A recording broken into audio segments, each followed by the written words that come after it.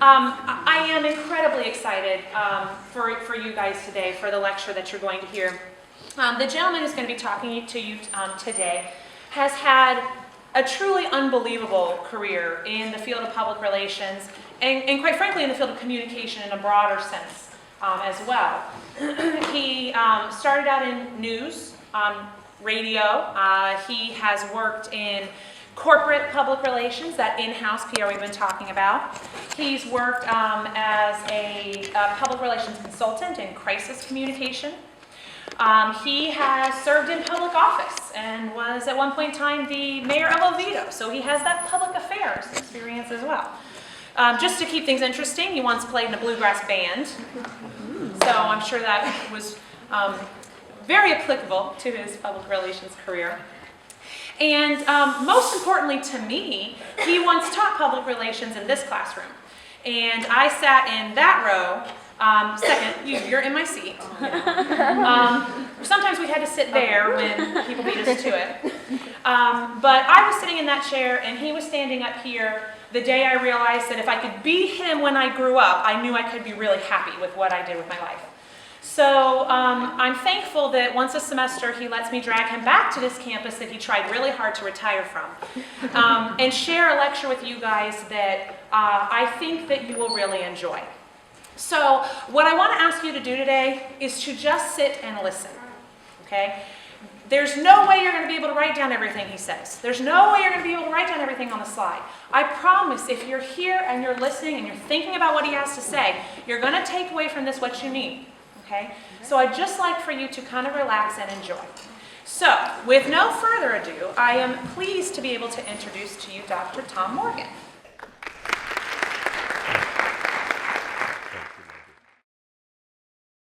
As Professor Hudak said, my name is Tom Morgan.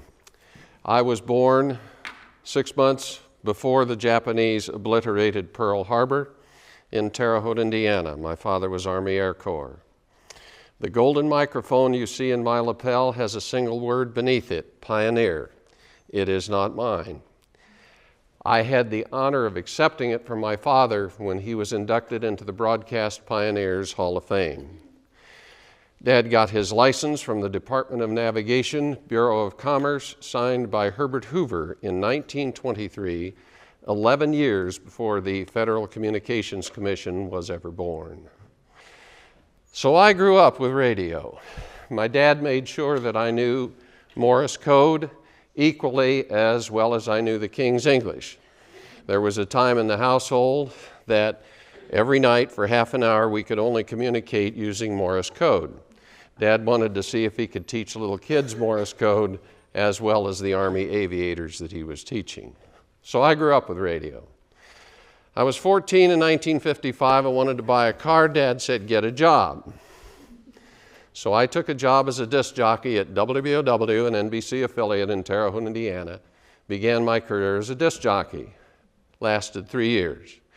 Decided I wanted to get serious. So I switched over to the news department. And there I was to stay for the next 7 years. Started out as a reporter, then became an anchor, then became, by the time I was 21, a news director and vice president of news. Do not be impressed. This is when all of the people who had peopled radio, which was still very young, it was less than 20 years old, had moved over onto television because television was brand new and everybody figured radio was dead. So it was a great time to be a young man who knew how to work the dials of radio. It was very, very interesting. It was also very difficult because I covered not only the election of John Kennedy, I covered the assassination of John Kennedy. I covered 3 presidential elections. Very, very, very interesting. I covered a lot of hard stuff too. Anti-war demonstrations, civil rights things that got very, very ugly.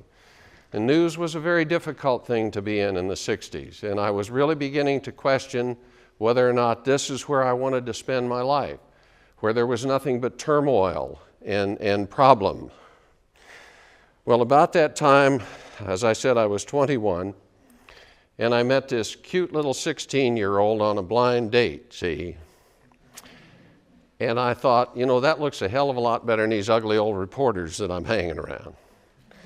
And 48 years ago, she became my wife. And she's put up with me all these years, but the beautiful thing of it is I had to promise her mother and the preacher that I would leave news and get her a college education. So that's where I left. After 10 years in broadcasting, I got out of it, became a university instructor at a tiny little university in Kentucky, and thought I would be teaching English there because I had a master's degree. What really happened was the president found out who my father was and immediately tasked me with building a radio TV department, a radio station, a television station, and so on. It took me 6 years, but I did it. And in the process got a PhD in a brand new field called mass communication.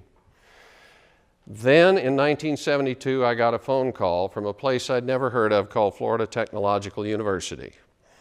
They were looking to build a brand new university. And they said, we hope you don't mind, but we've kind of been digging into your background. You've had commercial experience, you got a PhD. Would you come down and help us? And I thought, that's cool, build a university. How often do you get a chance to do that? When I first pulled onto this campus, you could count the buildings on the fingers of one hand. And over the years, it has become, much to my amazement, the second largest university in the United States. So I wound up building what is today the broadcast division of the Nicholson School of Communication, WUCF, and the curriculum and all that kind of business. Left the school in 1988 when I had the opportunity to go back into the commercial world, not into broadcasting, but of all things, as Professor Hudak said, into corporate communications. I became Vice President of Communication for a $400 million farming company, and there's a lesson to you in that.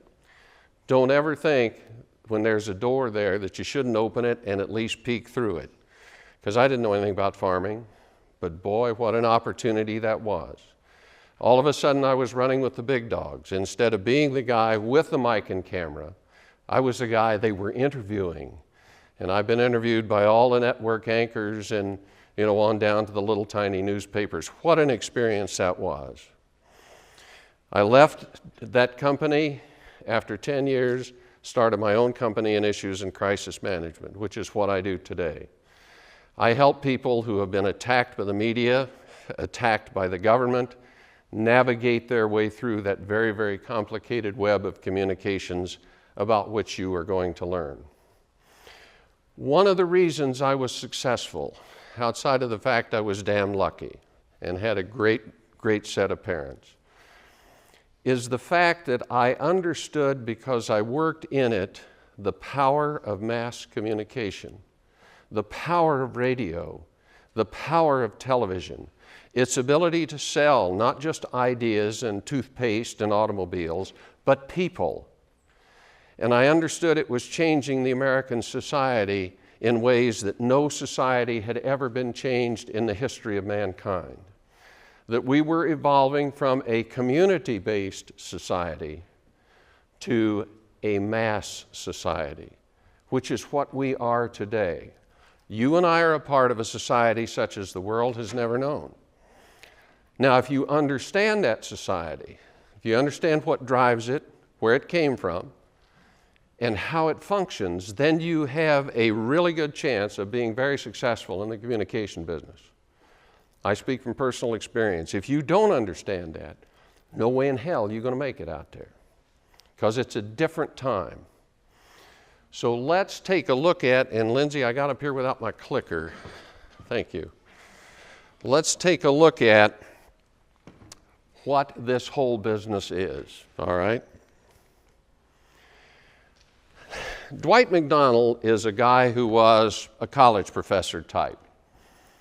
In a magazine called Diogenes, Diogenes was a Greek philosopher who spent his days looking for an honest man. He wrote the following, all right? A mass society, he was one of the early ones to use the term, like a crowd, is so undifferentiated and loosely structured that its atoms, insofar as human values go, tend to cohere only along the lines of the least common denominator. Its taste to that of the least sensitive and most ignorant. In addition to everything else, the scale is simply too big. There are just too many people. Now note the date he was writing. This was the United States in 1953, all right? In 1953, we were a population of 160 million. That is half the figure that we are today. So if he thought there were too many people back then, just imagine what he would think today. Just what is a mass society? What am I talking about? Well, there are a lot of different tenets and definitions, but I don't have time to do all that. Let's just kind of look at some of the basics.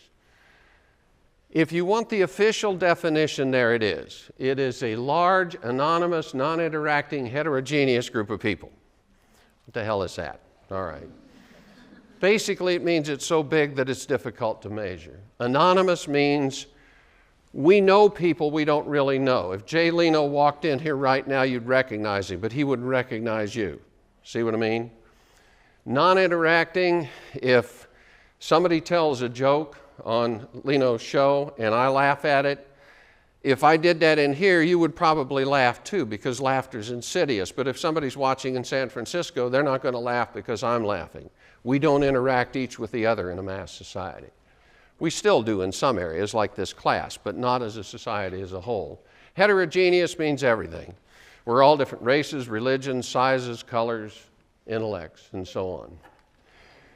The interesting thing are these tenets, and this is what Dr. Morgan studied. You know, you have to pick a research area when you're a college prof, something you can publish on and all that kind of jazz. And mine was, how has television, especially television news, affected us as a people and as a nation? And here's what Dr. Morgan came up with. It's more fearful, very much more distrustful, very cynical, my goodness. Much more sure of its own beliefs, all right? It's very material, concerned with things, all right? It's less knowledgeable about important things. If I offered you $100, how many of you could explain to me in 2 sentences what the sequester is? It's important to you. But the media banties it around so much, I doubt there are 10 of you in this room who could do it. That's what I'm talking about here, all right? It is driven by images, by perceptions, not by perspective. Those 2 words are critically important to understand in the mass society. You see, in this hand, I have a clicker, okay, that makes things change. You can see it. You can see me operating it. It's reality. In this hand, I just have what I think, what I feel. Can't prove it, can't show it to you, but it's just what I think. Now, of the 2 of these, which is more important? Hardcore, provable, here it is, reality? Or just what I think, what I feel? How many of you'd vote for reality?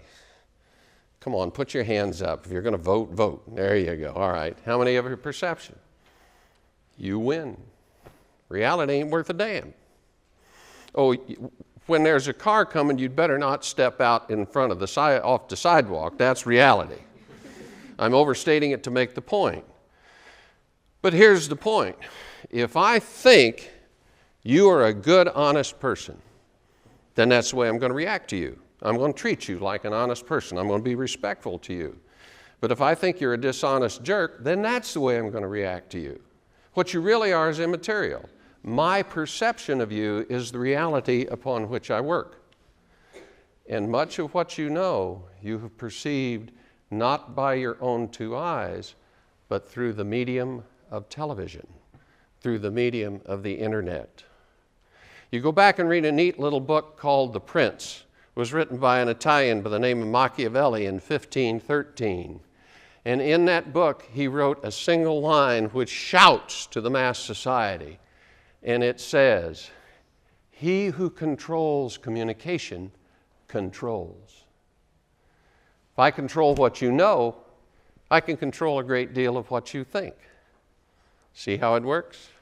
Kind of scary, all right? A mass society is obsessed with speed. I don't mean necessarily out there on the highway, although there's certainly some of that. I mean, you know, you want your computer to be faster. I mean, You guys were born after dial-up, weren't you? You should have been around when dial-up was around. You could go get a sandwich while the thing was connecting to the internet. Hell, you could make the damn sandwich while the thing, all right? Okay. But here's the bottom line. Because of all this mass society is not as happy as people used to be. Study after study shows us people just are not as happy. They're not as satisfied. Let's take a look at what life was like in the before time, in the days before the mass society. Life expectancy was 47.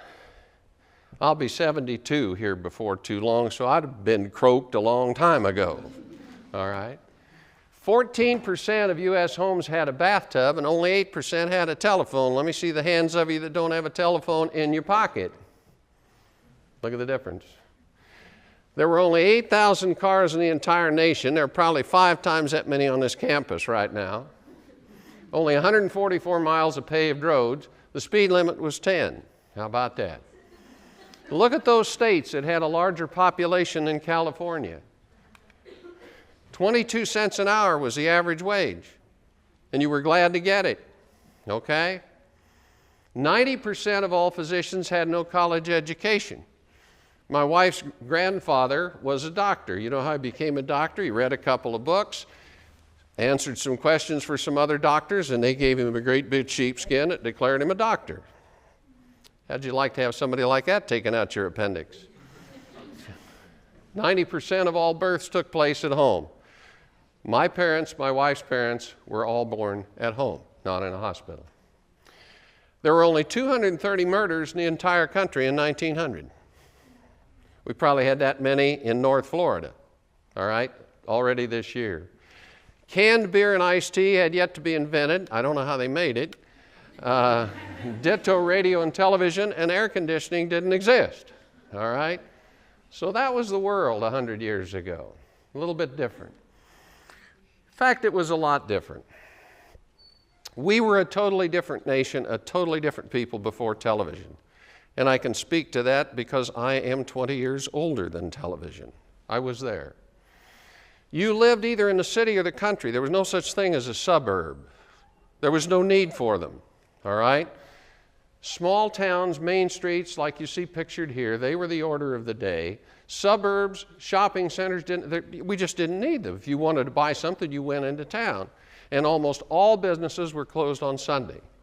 It was frowned upon if you were open on Sunday, all right, because that was the prevailing idea. Society itself has changed. Now, follow me on the next few slides. I have 2 sons. Both of them, by the way, UCF communication graduates, and both out there earning a living, so there is hope for you and for your parents. My sons will not have the same memories of their childhood that I have and that my parents have. Now that sounds simple-minded, but bear with me. The memories of my parents are similar to those of their parents, and there are those parents, grandparents, they're similar to the ones of their parents, but no more, because the continuity that once existed in American society from generation to generation is gone. Let that sink in. Let me explain it to you. I could use a lot of examples, but this is a good one. Up there on the screen, if you connect the dots, you see a highway.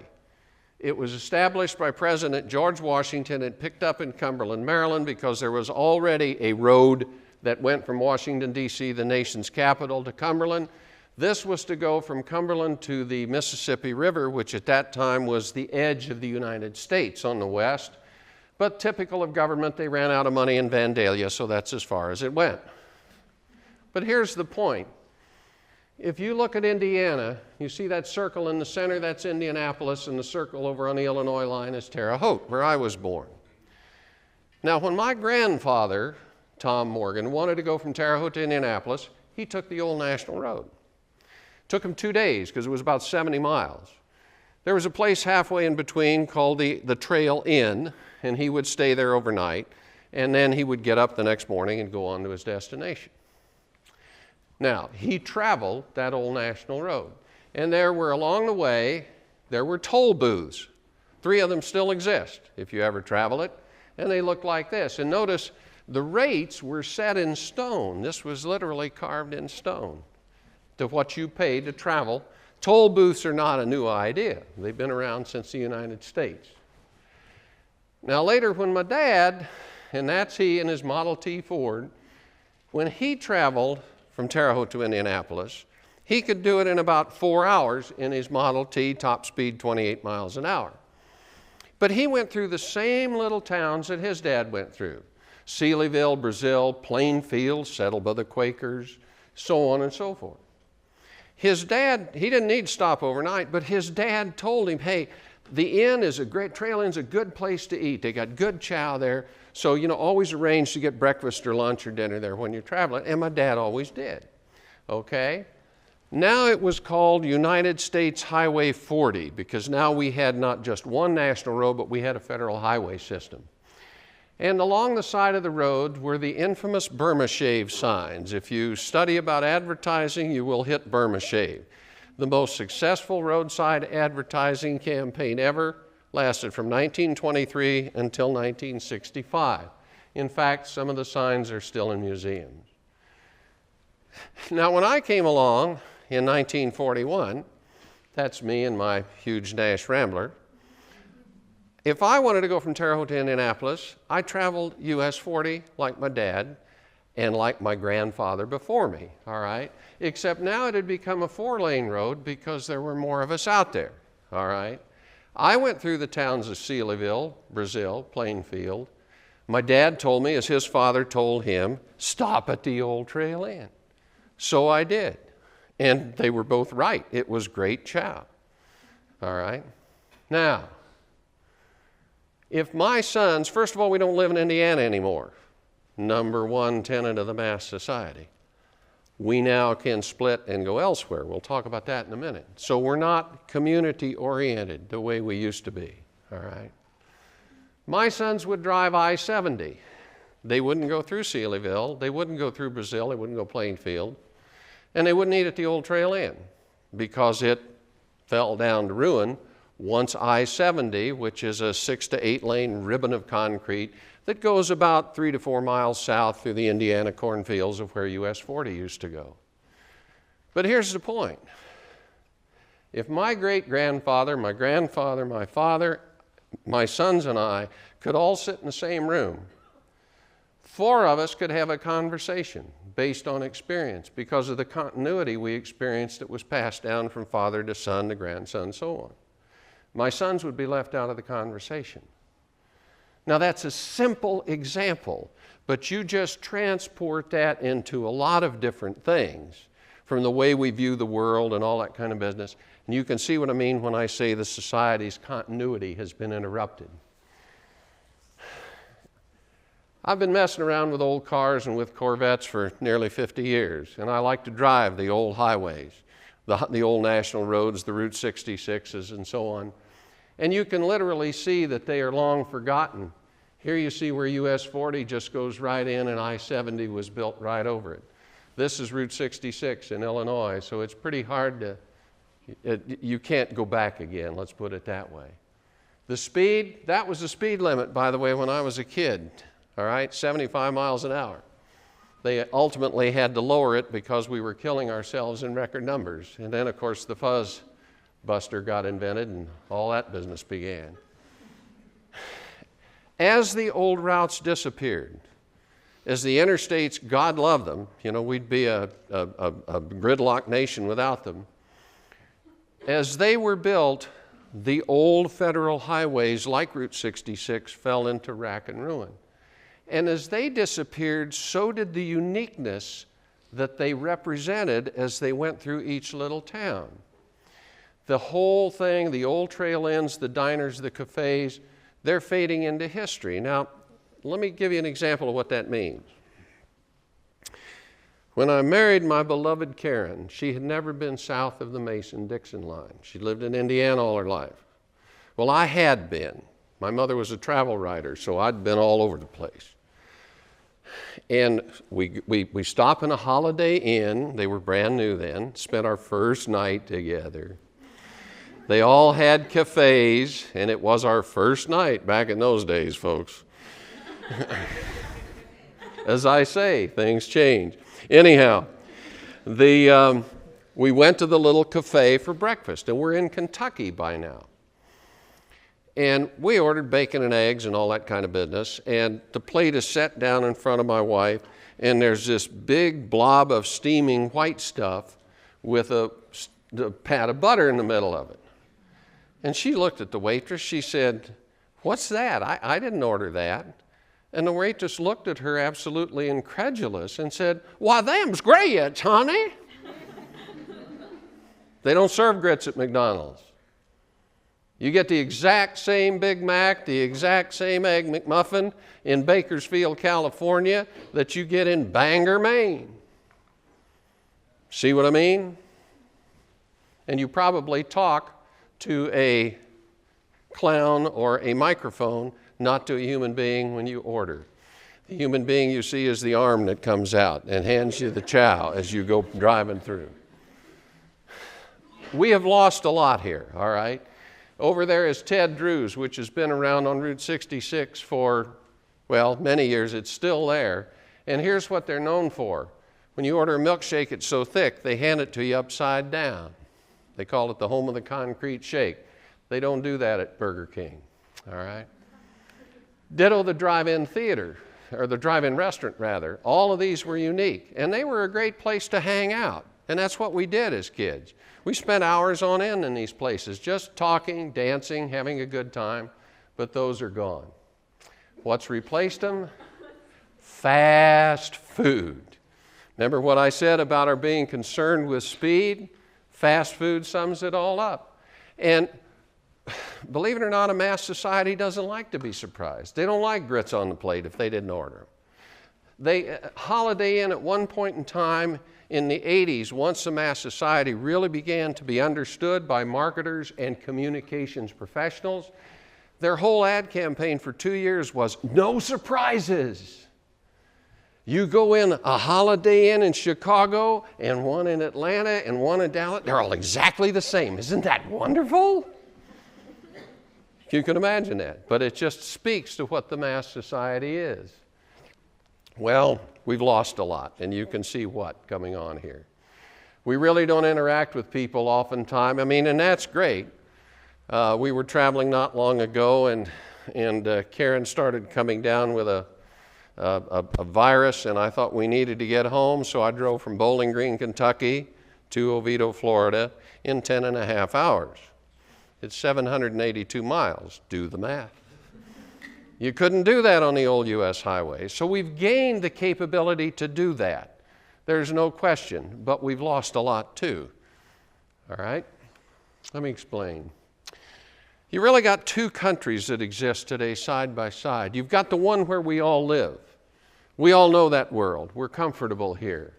And then you have the media view of the world. Okay? That's a totally different thing. Do you really think that all those survivor shows and the housewife shows, they call them reality television. Is there a person out there who thinks they are real?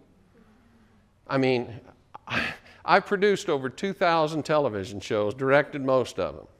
And I can tell you that in that Survivor, when the poor person's out there swimming with alligators all alone and all the rest of it, there are probably 2 camera people, an audio person, probably 3 lawyers, a paramedic, and all kinds of, people that are there to rescue. They're not alone, okay? It's not reality. But images, perception, trumps reality today. Massness is really driving out the earlier America. Now, don't misunderstand. You're not listening to some old fart who's just mad because the world's changing around him. The world is always going to change, people. We have, and in those changes, it gives us marvelous things. I have in my pocket, in this smartphone, more technology than they had on the space shuttle. Can you imagine? Here it is. We've all got them. So, wonderful thing.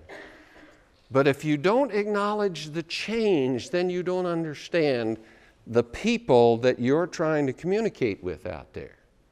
And that's what this is all about, okay? These are things that never existed when I was a kid. I never covered, all the time I was in news, anything even remotely akin to road rage or school shootings or anything like that.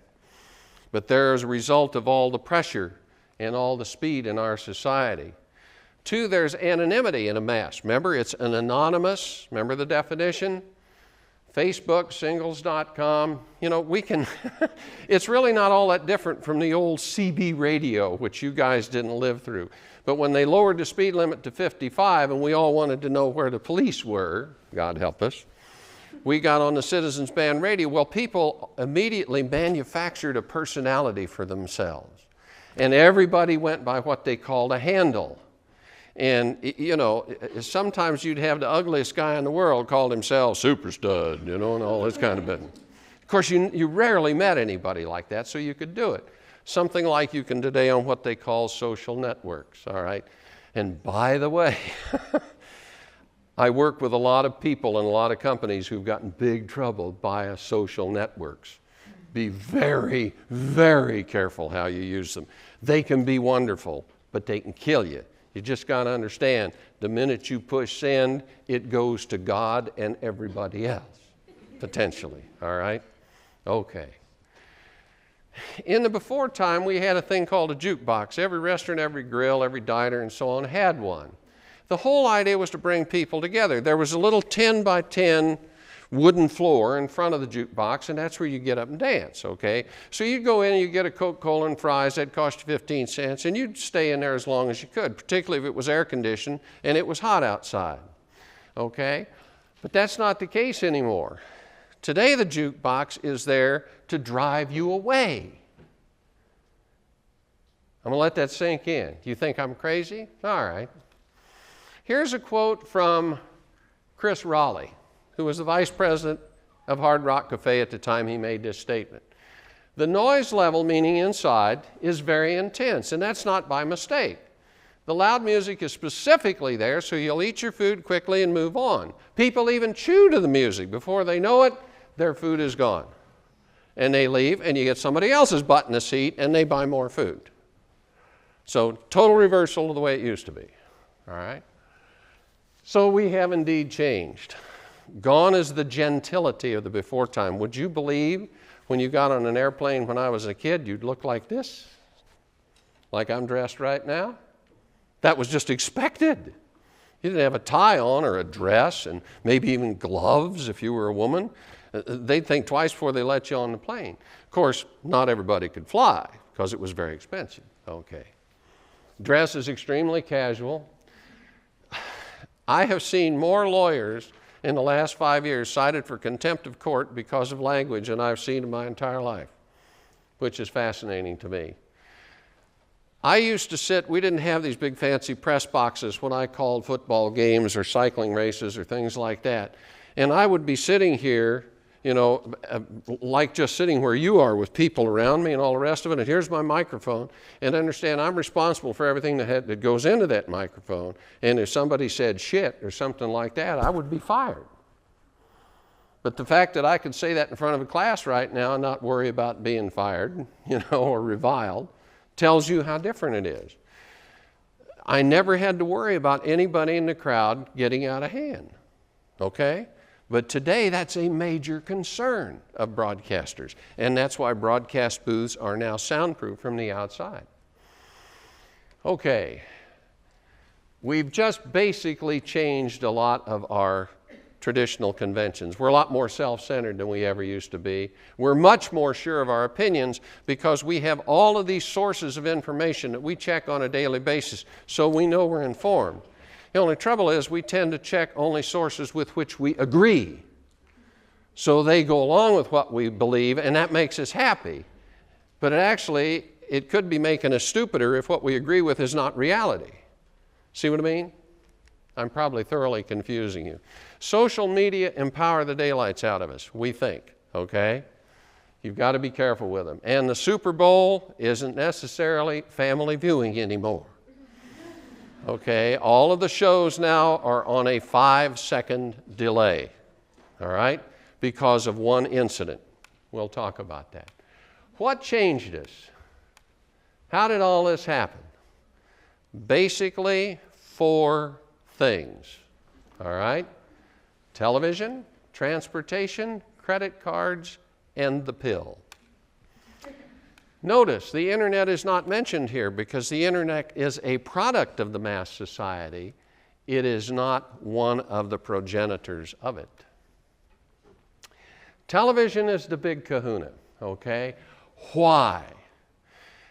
Basically because as little children, we model our behavior after what we see.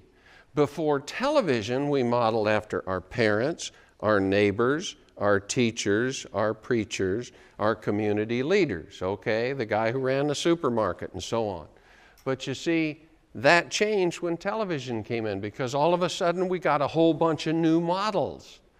And those models were nothing like what we saw around. Oh, initially television copied society.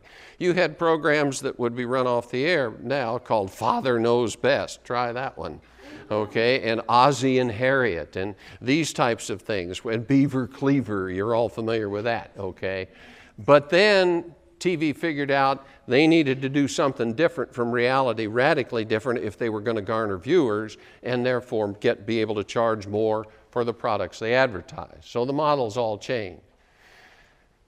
The new previously unknown models came from the unreal world of television. I mean, you can't outrun a cop. I don't care how many times you see it on television.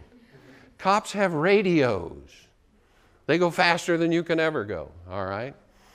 There are social consequences, but seldom on television. So our models are faulty, all right? That's a problem.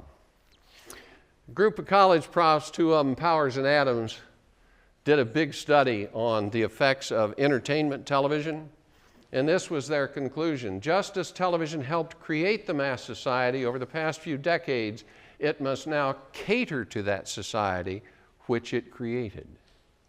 Think about that one. Transportation. President Dwight Eisenhower came in 1952 and he was president until 1960. The name should be familiar to you. He was the Supreme Allied Commander in World War II, who was the head of the outfit that won World War II and preserved freedom.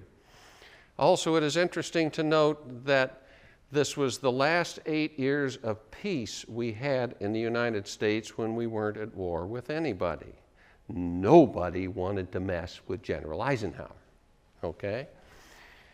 But he had seen the Autobahns over in Europe, and he wanted to have an Autobahn here. He called it the Interstate Highway System.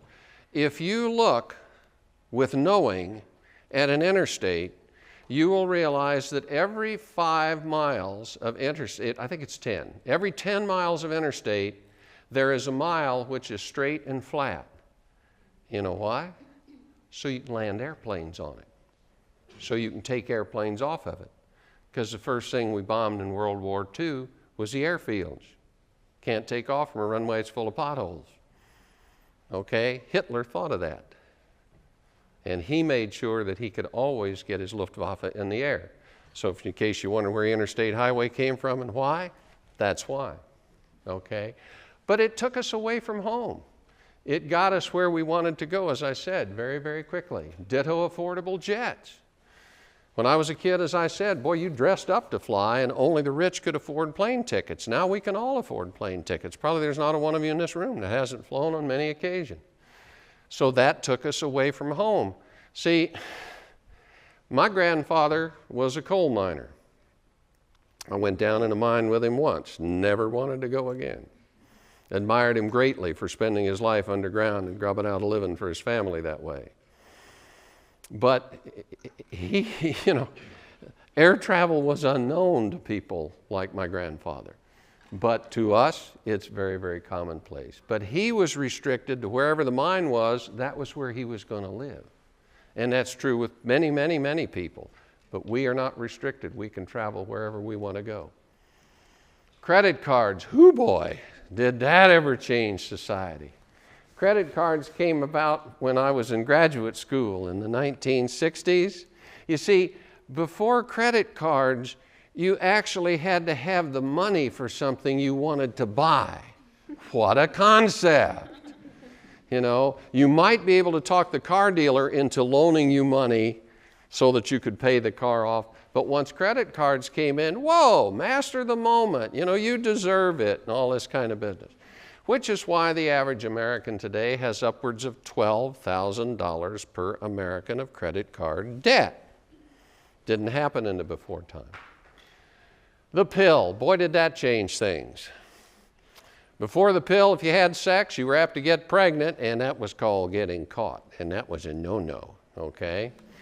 Abortions were illegal, and many young girls died from getting illegal abortions. It was a serious problem. But they changed everything. Now it became sex became an acceptable topic for conversation, okay? And that's one of the good things. You know, we didn't just keep it hidden anymore. I mean, if it weren't for sex, none of us would be here. So it's kind of important. But television began to show things that, you know, before the censors, believe it or not, there used to be what they called a Hays office. And all motion pictures had to go in front of the Hays office, and they'd say, nope, too much titty, you got to cut that out, okay? I'm serious. Well, they didn't use the word titty, but you know. Well, maybe they did. I wasn't there, but I mean, anyhow. Movies, what happened was when television came in, now you could sit at home and watch things on television, so fewer people were going to the movies. When I was a kid, you had grade A, B, C, and D movie houses. A was the top stars, the John Waynes, the Julia Roberts, and all that kind of jazz. You got down to C and D, it was an old Hopalong Cassidy movie type of thing. All the C's, D's, and E's disappeared within 5 years of television coming in. Only the grade A movies stuck around. And then they began to realize they had to do something different than what you could see on television. They had to get away from Cleaverville and go to Cleavageville. So they did. Well, the Hays office, which was from the Motion Picture Association of America, they had a code of conduct. And I'm making fun of it, but I'm not kidding. They literally would blow up individual frames and they'd measure the cleavage and, nope, too much, you know, that kind of thing. They gave up in 1967, okay? And they said, nobody's paying attention to the code anymore. And we don't have a police force to go out there and beat knots on people's heads. So they just gave up. And they said, well, okay, we're just going to rate movies. It's going to be G, M, R, and X. That was the original thing. General audiences, mature audiences, R, 17 and below couldn't get in, and X, Katie bar the door, all right? But they at least wanted you to know what you were doing. Whoops, wrong one. All right. Now, this is fascinating. In a mass society, there is a floating line of acceptability, okay? And here's how it works. Today's culture is profit-driven and mass-oriented. That's why the term starving artist is not an oxymoron. It takes a long time to create a beautiful oil or acrylic or watercolor painting or a statue or a piece of music and so on. And you might get some nice bucks for it, you might not, but see, if you can duplicate that painting and sell it to 50,000 people, you make a lot of money. That's what I mean by mass-oriented and profit-driven. And because of that, it's always pushing the boundaries of social acceptance. How far can we go and not get in trouble with the public, okay? Remember that least common denominator that McDonald wrote about that I quoted on the first slide? That hovers right below the acceptability line, and it's there because there just might be money there. You can approach that line, but don't cross it, because if you cross it, you're going to catch hell, and so are a lot of other people. So the one thing you got to be is just below the line. But then let me show you how it works. It was February 1st, 2004, when Janet Jackson had her well-known wardrobe malfunction. And if you believe that was an accident, you also believe all the girls wear nipple stars under their bras. Okay? Now look at the dates. Follow the dates here, all right? 3 weeks later, a guy by the name of Bubba the Love Sponge, who was just pure obscenity, by some people's definition, was fired by Clear Channel Communications, huge outfit, are still around today, for uttering obscenities on the air. The next day, Howard Stern, who was the original shock jock, he pioneered that particular brand of radio. He's taken off the air for obscenities uttered on his show. Day after that, the CEO, John Hogan of Clear Channel, goes in front of Congress and grovels. Oh, I'm so sorry we ever aired Bubba or we ever aired Howard. I'm so sorry, we'll never do it again. Well, here's the problem. Howard had been on the air doing the exact same thing that got him fired for 12 years. But Janet Jackson crossed the line. Once Janet Jackson crossed the line, not only she and Justin Timberlake caught hell, but they said, oh man, we got all these people running in the line. We better get rid of them too, otherwise we'll catch hell for them. That's how it worked then. That's how it works today. You who want to do advertising campaigns, you who want to do public relations thing, you damn well better be aware of that line. Many an advertiser has seen his or her brand go straight down the toilet because they weren't aware of what I'm telling you. There was an ad campaign for an outfit called Benetton. They made sweaters, woolens, very good ones. And they ran an ad campaign that showed a nun and a priest kissing. Well, now that's slightly controversial. And they caught hell for it. And the brand started going, this is important stuff. Okay? When that line gets crossed, anybody who's even close to it is going to get the axe. And it is very, very real. Trust me. Okay. Over time, things evolved. I watched this. I remember when the code came in X-rated movies. The first one was called Deep Throat. I don't need to tell you about that, do I? All right. Well, being in communications and television and all that, a bunch of us professors decided we needed to see it so we'd be able to talk about it with our class. Anyhow, its star was Linda Lovelace, all right? And it was just an absolutely scandalous movie and it absolutely ruined her career. Other than porn films, she never appeared in a Hollywood film after that. But now you fast forward 20 years, which was 20 years ago, all right? X rating's basically gone. You don't want to rate a movie X because then you eliminate a lot of your audience, and the whole idea you're having a movie is to have a lot of audience so you can make a lot of money, okay? Porn is now mainstream. I travel a lot. I don't stay in the Motel 6 anymore. Everywhere I stay, they've got several porn channels that are, Comcast, Clear Channel, all legitimate, upstanding businesses. But there's money there, so you can have it piped right into your room. And some of them assure you when you check in that they will make sure it does not appear on your bill in that matter when you turn it into your company to be reimbursed. The Jenna Jameson, who was the modern day equivalent in the 1990s, instead of being shunned as Linda Lovelace was, she was invited to all the A-list parties in Hollywood. Big celebrity, perfectly acceptable. Now again, please don't understand, I'm not moralizing here. How you feel about this personally is your business, not mine, okay? And it's not my job to try to influence you. It is my job to teach you how all this works so that you can use it when you get out of here and start working yourself. Mass society is very fearful. Remember I noted that? That's mainly because of the 24/7 news cycle. I got news for you. They ain't that much news. There's not. I did 4 newscasts a day. My staff did. I didn't do them all. 8 o'clock in the morning to recap the night. Noon, so that everybody could catch up on what happened that day. 6 o'clock in the evening, which was the main newscast. And 11 o'clock at night before Betty Bye, we wanted to tell you what had happened. We sometimes had trouble filling those.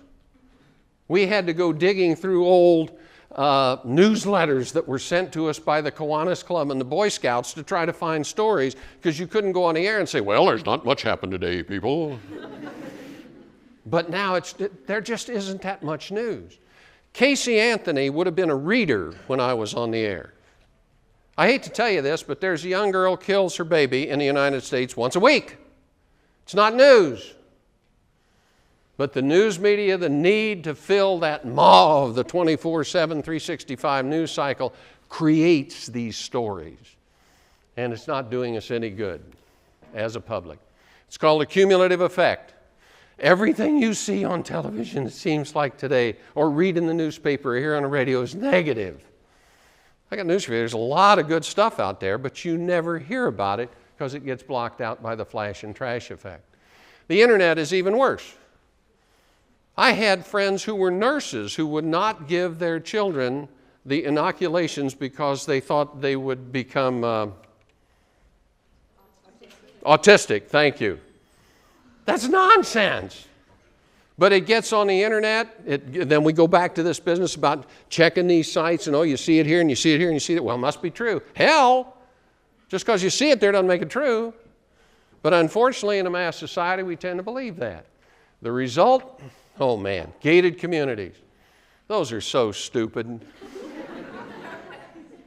I can get any gated community I want. I just wait for somebody to go in and drive in behind him. But the criminals will never figure that out, you know.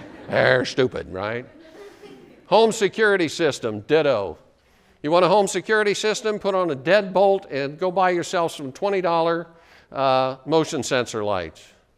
You're looking at one of the 5 guys who thought up the whole crime line thing 30 some odd years ago. I've been through the police academy, I've ridden patrol, I've arrested people and all that kind of jazz. And the only reason I did it, by the way, was because in the early days we did television reenactments of unsolved felony crimes, and so I used my students as the crew and sometimes as the victims. And it was great experience for them, just great experience, because they got to work with all the local television stations. But anyhow, they were the guys that told me, because these things were just starting, deadbolt your doors, put on security lights, and that's all you need. Anyhow, identity theft services, you won't go home tonight without seeing an ad on one of them. How about this one? This is tragic.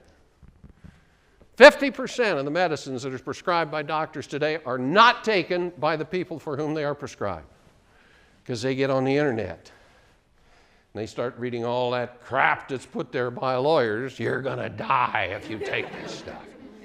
And I shouldn't be so hard on them. I'm doing it to make a point. I mean, certainly we need to know of the potential reactions. But the trouble is, again, we get on there and we don't read them the way we should read them, and we get all scared and we think, man, I'm just going to tough it out. I'm not going to take this stuff. And that's just tragic. It's a great time to be a shrink if any of you want to transfer over into psychology. Drug use, prescription, and otherwise have just skyrocketed in mass society. We just want to relax, man. We want to chill out. Better things for better living through chemistry. That used to be the signature line of DuPont. Just like General Electric, you know, we bring good things to life and all that kind of jazz. DuPont had to get rid of it for obvious reason. It was a great line. Okay, we're also very gullible. All right, we are extremely gullible.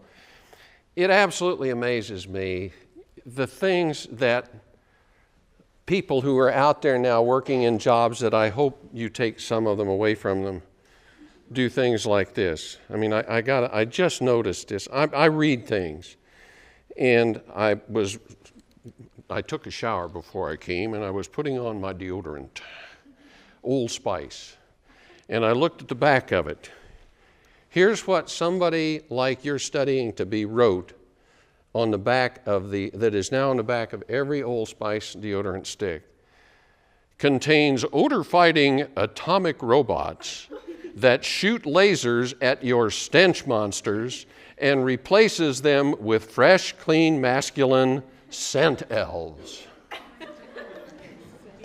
I'm sure as hell glad they're masculine scent elves. And then it says directions. Use only on your underarms. I'm not even going to go there. But I mean, if that's the best you can do for advertising on your product, you are one hurting unit, in my humble opinion. Sustainable, what does it mean? Good book if you ever want to read it. On the internet, this is what we were talking about. Facts float about freely and are recombined more according to the preferences of intuition than the rules of cognition. In other words, emotion rather than intellect. Combined with the self-reinforcing nature of online communities and a content-starved, cash-poor journalistic culture, think about that one, that gravitates toward neat narratives at the expense of messy truths. It means get the story, move on. Don't get too deep in it, all right? This disdain for actualities has led to a world with increasingly porous boundaries between facts and beliefs. A world in which individualized notions of reality, no matter how bizarre or irrational, are repeatedly validated. It speaks for itself. In the before time, houses were smaller and families were bigger. Today, it's just the opposite, okay? I suspect that's going to reverse because the economy, despite what you were reading, is auguring in, all right? Look at this. As I say, my mother was a travel writer, so I have a lot of the old magazines she published stories in. One time I started looking at the advertisement. Look at this. This was the house, you know, that you could buy. And look at the floor plan down there, brand new for between $8,000 and $15,000. You play hell buying a car for that today, okay? And today, the average home price is $247,000. And the house is like 2,400 square feet. These were like 1,000 square feet, okay? Living large, you're going to love this slide. At McDonald's, the portions, and all of them, are 2 to 5 times larger than they were in 1990. According to the Center for Disease Control, your average adult weighs 10% more than in 1980. Average 5-year-old boy gained 9%, girl 7%, couch potatoes. In 10 years, the average movie seat grew from 19 to 22 inches so we could get our fat rear ends into them comfortably. And caskets have grown from 22 inches wide to 26 inches because we got more people with a little more corpulence we got to bury, all right? TV screens are growing at an average of 3 inches a year. I saw one that was 90 inches across the other day. It looked like a wall. It's amazing. It's truly amazing. I mean, I grew up with vacuum tubes, people. You don't even know what those are. And to see these, amazing. Well, you can see the figures there. I don't need to read them for you. Can you imagine? 8 hours and 11 minutes a day. There's the figure. 290 square feet per family member. Now it's 893 square feet. Houses are bigger, okay? I expect that's about to change too. Bottom line, we've lost a lot in a drowning flood of massness, okay? When's the last time you had a human being answer the telephone when you called a business? I mean, now there's even a place called getahuman.com. I love it. You know, the marketplace is fascinating to watch. Privacy, what the hell is that? Okay, I mean, you know, copyright, what is that? Any of you ever read any books by Marshall McLuhan? You know, The Medium is the Massage. He was the great guru of media many, many years ago. I had the thrill of doing a half-hour television interview with that guy, hardest one I ever did. He was so smart, I had a difficult time keeping up with him. But he called the Xerox machine instant steel. He said, don't make any difference, it's copyrighted. He saw you just slap it on there, push a button, you steal whatever you want. Well, that was then. Look at all the ability we have to copy things now. Probably the greatest symbol of massness in our society is our big superhighway system. You know why? Our whole society is based on the automobile. All right? Think about it, okay? Henry Ford didn't invent the automobile, but he invented mass production, okay? And with that, the assembly line took the back seat to individuality. Okay, we became a wheeled society. The suburb, the shopping center, the mall, all that kind of jazz, they're all designed around a car, all right? Now, consider this. None of these entities would be where they are today if it were not for the automobile. Go back before 1920, and where were all the colleges and universities built? Where's Rollins? Heart of Winter Park. Where's DeLand? Or Stetson? Heart of DeLand. Where is this place? When I came here, it was like 10 miles the hell and gone east of the city of Orlando, but we could all get here by car. Same thing with the Space Center and Disney. You know, they wouldn't be where they are. The automobile became so central that in 1941, when Aldous Huxley wrote his book, Brave New World, how many of you read it? Good. The rest of you should read it. It's fascinating. It won't take you but a couple hours. He didn't measure time AD, Anno Domini. He measured it BC, before Ford and after Ford.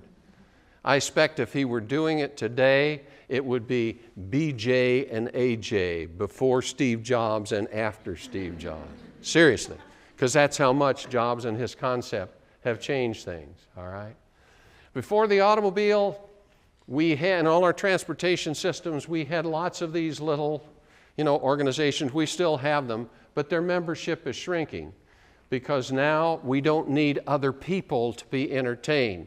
How many times have you sat at a table with a friend and you're both fooling with your smartphones and not talking to each other? That's what I'm talking about. Technology used to bring us together. I remember when a neighbor of ours got a television set, we couldn't afford one, and suddenly he was our best friend. He was everybody's best friend. Ditto air conditioning, okay?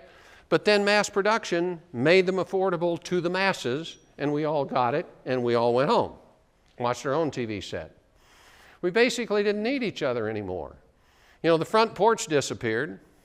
The sunburned left arm that you used to hang out the window because the car wasn't air conditioned, that disappeared. And all these were great things. But you see, what's happening is we're drawing into ourselves. We're not reaching out to people the way we used to, okay? There are exceptions. Generally, the more rural the society, the less mass the society is. In driving Route 66, I really had that brought home to me because some of the cafes and diners, even the filling stations and all that, the old hotels are still there. And there you find, there's not a TV in every room, for example. But generally, it's everywhere. This is the new symbol of the 21st century. These things did not exist when I was a kid because now we use our credit cards to buy all the stuff we just have to have, and then we get tired of it and it's too good to throw away, so we pay $100 a month or whatever to rent one of these things and keep it there, and we'll throw it away 10 years from now. Look at the figures. There were 6,600 of these things in '84. They're now close to 60,000. What does that say about society? A hell of a lot. I wouldn't buy stock in them. What do we do with all the time our modern world and technology has given us? We entertain ourselves, okay? Especially television. There's that 8 hours we talked about. Radio news now has sound effects. That's just an anathema to me. If what you're saying isn't important enough for people to listen, don't try to jazz it up. Go find something that is important. We never had anchor babes, damn it, when I was on the air. Your news doesn't have to be accurate today. You now have source-based journalism. I practiced fact-based journalism. Every story I gave had to have a name, a date, time, and a place built into it, so if you didn't believe it, you could check on it. The minute you hear, according to sources in Tallahassee, who the hell is that? Think about it. Back in television's infancy, there was a writer-philosopher by the name of E.B. White. He looked at it when it was premiered in 1939 at the New York World's Fair, 2 years before I was born, and he said, we will either use this new device to expand our knowledge, to see beyond the horizon, or we will use it to destroy ourselves. He wrote, we, meaning the United States, will rise or fall by television. Of that, I am quite certain. Edward R. Murrow was the guy that created broadcast news. He was my idol, worked at CBS. I was a CBS affiliate. The guy was fantastic. He was given an award in 1958 by the Radio Television News Directors Association. Now, this is the most prestigious award you could get. And normally you get up there and you thank everybody and you thank the networks and all that kind of jazz. That wasn't Murrow's style. He got up there and he gave everybody in that tuxedo room hell. He gave a speech that you ought to look up on the internet and read the whole thing. Here was the essence of it. He was talking about television. He said, this instrument can teach, it can illuminate, yes, and it can even inspire, but it can only do so to the extent that humans are determined to use it to those ends. Otherwise, it is merely lights and wires in a box. There is a great and perhaps decisive battle to be fought against ignorance, intolerance, and indifference. This weapon of television could be useful. Nobody listened to him. But I will tell you this. Had it not been for television, the civil rights movement never would have occurred. Because the minute those cameras went on and people saw what was happening in the rural South and how wrong it was, those images just riveted American society, and they were determined to do something about it. That's one of the things he was talking about: ignorance, intolerance, and the indifference on the part of the people allowing it to happen. Consider this. Dr. Christian Barnard was the guy who pioneered the heart transplant. He got about $50,000 for doing that. The same year, Elvis Presley could get $1 million for a 45-minute performance. All right? Bottom line is this, folks. If dollars earned for what you do are the sole criterion of your worth, then the most valuable people in society are entertainers. Not physicians, not presidents, not teachers, entertainers. Julia Roberts, God love her, gets $20 million for reading a script. Okay? $20 million just to read the script. She doesn't even have to do it. They hope she will. But it is what it is. Sports figures, singers, doesn't make any difference. I was in this room teaching when 9/11 happened. Never forget it.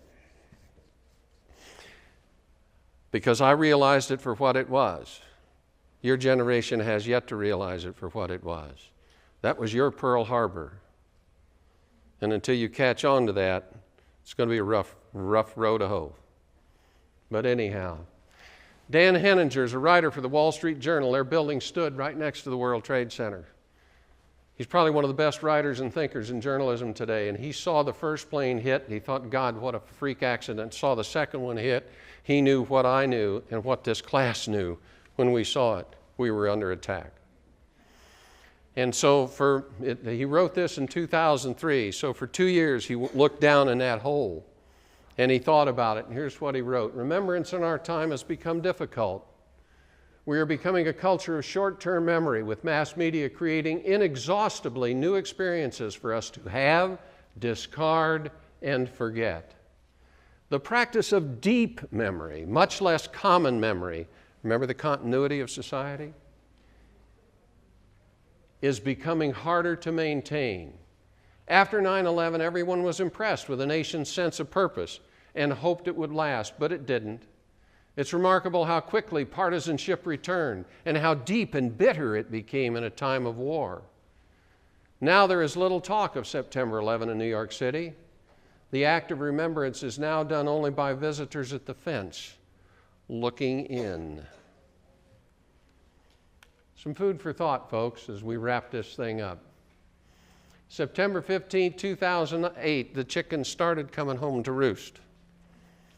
The foundation of our finances cracked, all right? And the government, i.e. taxpayers, began bailing out the banks and General Motors and all that stuff. I'm a figures guy.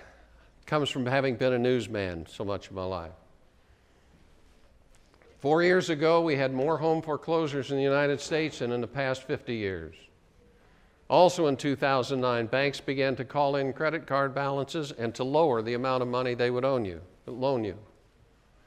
The President and Congress ignore all spending restraints, and the national debt soars to never-before-seen heights. I'm not talking politics, I'm talking numbers. Both parties, okay? That makes a difference. The public, that's you and me, John and Jane Q. Citizen, particularly you guys as young people, because you're looking up at your life. I'm standing looking down. Trust me, there's a difference in perspective. The public kind of scared by all of this. And what do we do when we get scared? We look toward home. Because home is where there is unconditional love.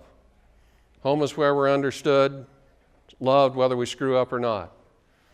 And when we get scared, that's where we go. Not necessarily physically, but always emotionally. Remember this basic truth when you go out there and start earning a paycheck. Don't care what your politics are. Governments don't generate wealth. They don't. governments absorb wealth. And the only place they can get wealth is from you, as a worker or as an investor. If the mass society as it exists today is to be sustained, we've got to have sufficient numbers of workers and investors. When you strip away all the politics and all that business, and you just look at the mass society as it exists and as we work through it today, that's where we are. Now, that is a whirlwind overview. There is so much more that I wish I had time to tell you, but I don't. Let me close with this. You are living in a society that was little known to your parents, totally unknown to your grandparents, and everybody before that. It's totally different. You are literally the future of public relations, of advertising, even of marketing. You have a real advantage right now in that you are here at a great university where most of the faculty that you teach either have, that teach you, either have been professionals or still are professionals, and you're fortunate enough to have them come in here to the classroom and teach you on a day-to-day basis. For God's sake, listen to what they tell you. Ask a lot of questions. Learn the new techniques. Learn the old techniques of the business, but understand they may not apply anymore, but they may still be there, so you got to know them. And you got to understand that you're dealing with something that is evolving. That's going to be frustrating. When I was your age, I could basically learn it and sit back. I knew it, okay? I'm here. Now all I got to do is go out and earn a living. That ain't the truth with you. I'm still out there. I'm still working. And I have to, about every 6 months, take a look at not just the technology, but at all the other things that are present out here in the society that I need to know in order to do what I do. That's going to be true for you all your life. It's going to be a little bit frustrating, but it's going to be exhilarating, because when you stop learning, you're dead. See you.